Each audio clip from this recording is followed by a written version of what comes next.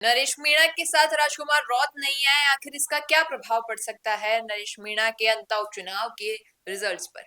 आज इसी विषय पर हम चर्चा करेंगे। नमस्कार, मैं हूं अंकिता और आप देख रहे हैं द फैक्ट इंडिया। आप सभी ने देखा कि नरेश मीणा ने कई बार राजकुमार रौत को अपने साथ लाने के लिए बातें कही, ऑन कैमरा कही, स्टेज पर कही, लेकिन हमेशा यही मिला इन रिटर्न कि कोई जवाब नहीं आया।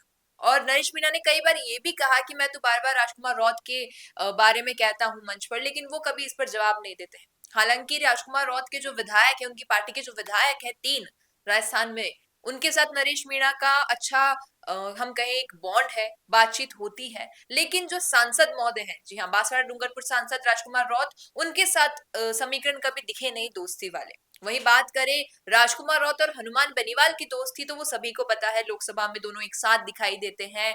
और जब अभी सेशन शुरू हुआ था, मानसून सत्र शुरू हुआ था लोकसभा का, तभी तस्वीरें भी दोनों की साथ आई थी। तो कहीं ना कहीं दिखाता है कि राजकुमार रौत और हनुमान बेनीवाल के बीच तो दोस्ती है, लेकिन नरेश मीणा के साथ इतना हम कहें लगाव नहीं है शायद राजकुमार रौत का। लेकिन हाल ही में जो राजकुमार रौत का एक वीडियो आया अंता के उपचुनाव के बाद, तब उन्होंने कहा कि मैं किसी के साथ, और कहीं ना कहीं ये सारी चीजें बताती है कि राजनीति में उनका गठबंधन, जो लोग कयास लगाते हैं कि राजकुमार रौत बीजेपी पार्टी के साथ है, या कोई कहता है कांग्रेस के साथ है, कोई कहता है कि शायद ऐसा कुछ बॉन्ड उन्होंने इन पार्टियों के साथ बना लिया है जहां पर उनके विधायक उनके साथ नहीं जुड़ते हैं। लेकिन ये सब चीजें अगर हम साइड रखें और श्री मेवाड़ हेलीकॉप्टर मानसरोवर जयपुर लेकर आया है आपके लिए बहुत बड़ा उपहार।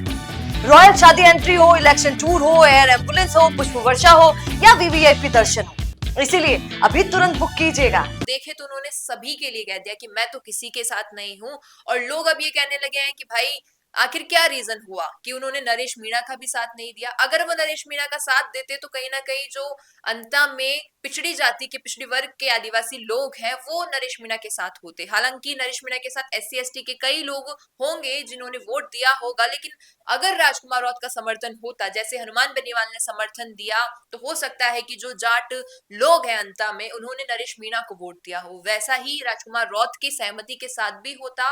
SC ST के जो लोग शायद कांग्रेस को या बीजेपी को वोट दे रहे होंगे, अगर राजकुमार रौत नरेश मीणा के साथ होते तो वो उन्हें भी वोट देते। इस प्रकार कहीं ना कहीं नरेश मीणा के जो रिजल्ट्स होंगे अंता उपचुनाव में, वहां पर SC ST का थोड़ा सा वोट वेटेज बढ़ जाता।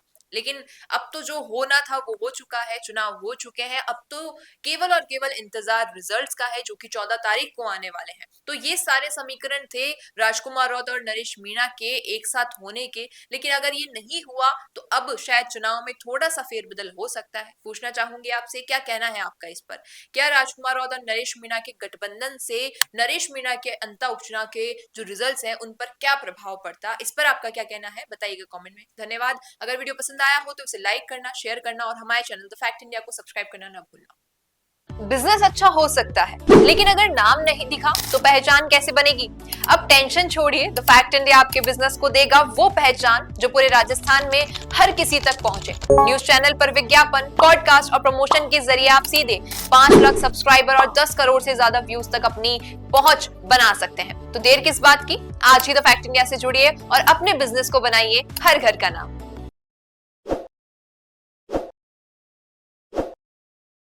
ताज़ा खबरों के लिए विजिट करें द फैक्ट इंडिया की वेबसाइट और डाउनलोड करें द फैक्ट इंडिया ऐप।